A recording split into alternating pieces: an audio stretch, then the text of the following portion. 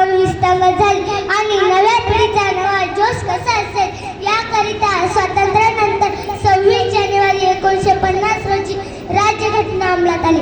कारण राज्यघटना अंमलात आली. आजच्या दिनी माझ्या शाळेचे मुख्याध्यापिका तसेच सर्व शिक्षक वृंद तसेच माझे आद्य गुरु माझे वडील आदरणीय निलेश नांगरे.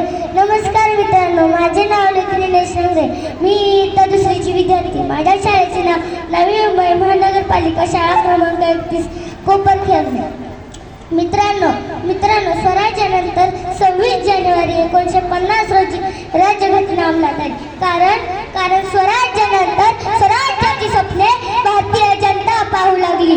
पंडित जवाहरलाल नेहरू, सरदार वल्लभभाई पटेल आणि लाला लजपत राय यांच्या नेतृत्वाखाली भारत सुखाने नांदेल असा दिसू लागले. पण अरे देवा, स्वातंत्र्यानंतर कर्तव्यस्फूर्तीच्या समाधानाबरोबर मनामनात स्वार्थ जागू लागला. सत्ता मिळवण्यासाठी पैशाचा स्वार्थ कळसाला पोचला. अहो, प्रेतावरच्या टाळूवरचं लोणी खाण्यातच लोक धन्यता मानू लागले.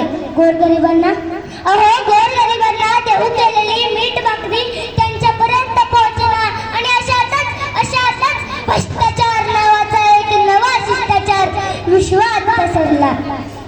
आणि हा भ्रष्टाचार आपल्या सोबत काळा पैसा नावाचा एक विषारी नाग घेऊन आला आणि स्वतंत्र हिंदुस्थानाच्या नाशाला सुरुवात झाली.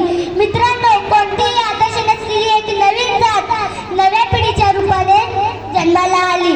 स्वार्थ हा त्यांचा धर्म आहे, भ्रष्टाचार ही त्यांची संस्कृती आहे, काळा पैसा हा त्यांचा परमेश्वर आहे, सत्ता मिळवणे हेच त्यांचे अंतिम ध्येय आहे. आणि मित्र हो, स्वतंत्र भारताला लागलेली हीच खरी कीड आहे. निवडणूक हा त्यातला वैध आणि सोपा मार्ग ठरला. सरकारी कचेऱ्या, न्यायालय, शिक्षक संस्था, विवाह संस्था, सामाजिक संस्था अशा वैद्यकीय संस्था क्षेत्र स्वार्थ आणि भ्रष्टाचार हातात हात घालून वावरत आहेत. मित्रांनो, डॉक्टर बाबासाहेब आंबेडकरांनी दिलेल्या घटनेची कुठेतरी पायमल्ली होत आहे असं वाटत नाही का? ज्या महापुरुषाने जीवाचं रान करून राज्यघटना निर्माण केली, आता त्या राज्यघटनेची